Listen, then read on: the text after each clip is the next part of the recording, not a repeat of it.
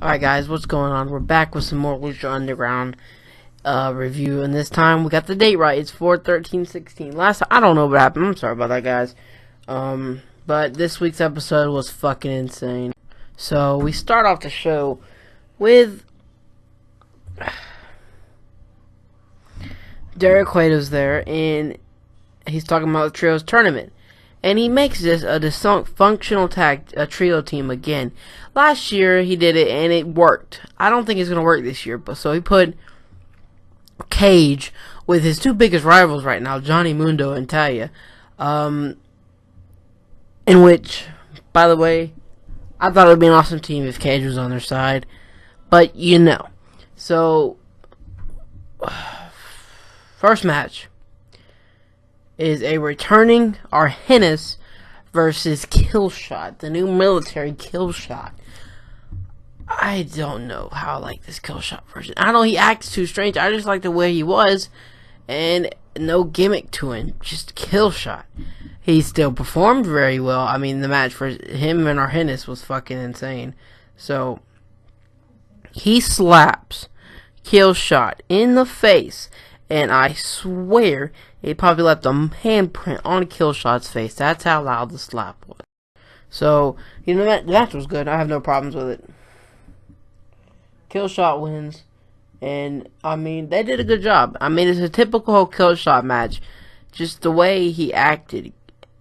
We all saw the promo last week, or the vignette of him talking about his military background and everything. So, I mean, I guess it'll be cool, but I just wish he would stop back. I don't know.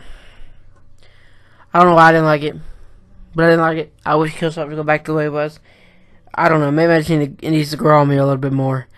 I don't know. I'm just weird like that, guys. So we come back, and Dario Cueto is talking to Daga. I think that's his name. I think his name is Daga, but he is a sensation in Mexico, they said, and he's talking to Dark Cueto, and Dark Cueto asks him, medallions. He said, it looks just like a big gold coin to me. I'm like, yeah, let's go. But he says, you have a match for your debut in Lucha in the Temple, and it's against the toughest man, whatever, Tejano.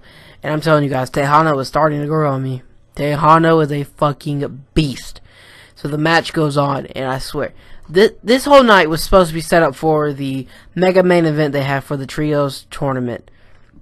But I swear, that match between Daga and Tejano stole the fucking show. Tejano slaps him in the face, and I swear, I mean, probably left a fucking handprint, then kicks him in the ear. Kicks him in the ear. No, just does not care, basically. I mean, it was crazy. I'm just, that match stole the show. So, one of the cool things about this match was Daga really showed. I mean, I haven't heard anything about him, and he really was good. They talked about how he knows a lot of Japanese style, and it's really true. I mean, I could see him killing it in New Japan. I really could, but Daga, the dude's great. Just saying. I mean, the match ended with a powerbomb from Tejano, but Tejano went for a powerbomb earlier in the match, and Daga got out of it, and the super kicks were loud, the slaps were loud.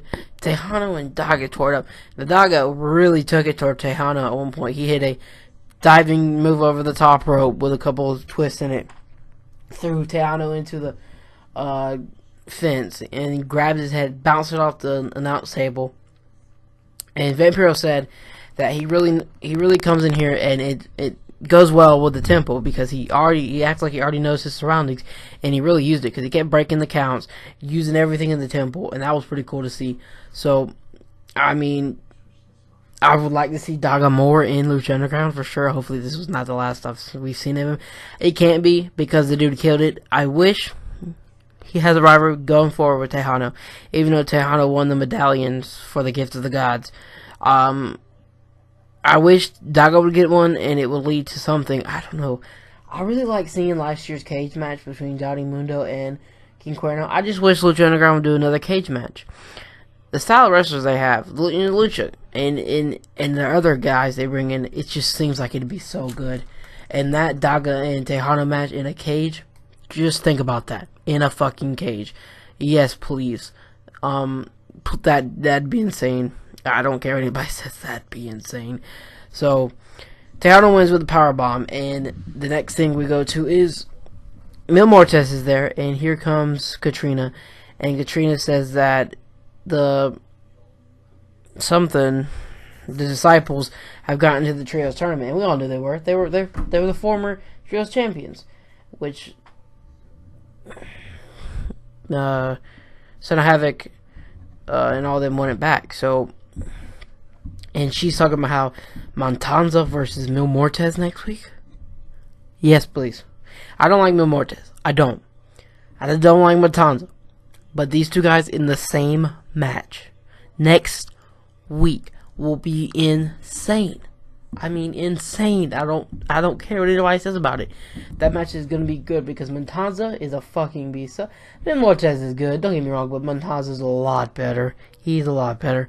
Mil Muertes is a little good, but I think Montanza is really, really better. So that's basically it. I mean, that middle match, Daga and Tejano really took up a lot of time. So we get ready for our main event, which is Dragon Azteca Jr., Rey Mysterio, Prince Puma versus Cage, Taya, and Johnny Mundo. Now, they were dysfunctional as hell. Cage kept tagging in himself, and at one point, look, he tagged himself in by hitting Taya's boob. I swear. Because Matt Striker was like, did he hit her in the neck? And Vampiro was like, nah, he hit her a little bit lower. I'm like, oh shit. It was pretty funny, but it was a good match. Dragon Azteca, they were like, he showed us why he's in the temple and what he can do. He's good. He showed himself in Aztec Warfare, but this match for him was a little bit more about showing himself to the fans what he could really do. Now, Rey Mysterio was not in the match that much to start off. He got in the match after finally getting tagged in from Prince Puma. And at one point, Johnny Mundo threw in a chair. And that's where it really got bad for that team. He threw in a chair, Cage kicked it out. And then, oh shit, my mic just fuck me. Cage threw it out. Wow, guys. Technical difficulties. His Cage kicked the chair out. At one point he threw Rey into the corner, and Taya was there, and Taya got out of the way. So Taya was just sitting in a turnbuckle. He threw Rey Mysterio into Taya, and then hit Johnny Mundo with one of the nastiest discus clotheslines I have ever seen. Dysfunctional to the max. They were not gonna win like Son of Havoc and Helgo and stuff from last year. I don't see another dysfunctional tag team winning the tournament. I just don't. It's not going to work 2 years in a row. You're going to have an established team like Prince Puma, Rey Mysterio, and Dragon Azteca. And now, the coolest point of the match was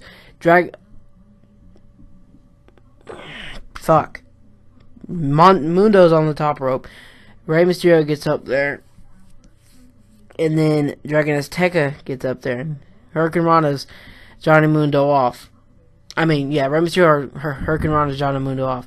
So while Prince Puma was still up there, because Mundo was on Prince Puma's shoulders, there's Prince Puma ready for the 450 splash, and Mundo still kicks out. So then, oh my god, one of the nastiest tornado DDTs I have ever seen from Dragon Azteca. You know how they just kind of hit tornado DDTs where they kind of spin around and go down? Dragon Azteca jumped off Mundo in on his shoulders, grabbed him again, hit him with a DDT. And it was pretty cool, but Mundo, Cage, and Taya lost. I actually wouldn't mind seeing them win, and Rey Mysterio, Dragon Azteca, and Prince Puma win. So the final thing of the show was them hyping up next week's match between Mil Muertes and Montanza. So that's going to do it here with this episode of Lucha Underground Review. Tell me what you think of the show, and I am out.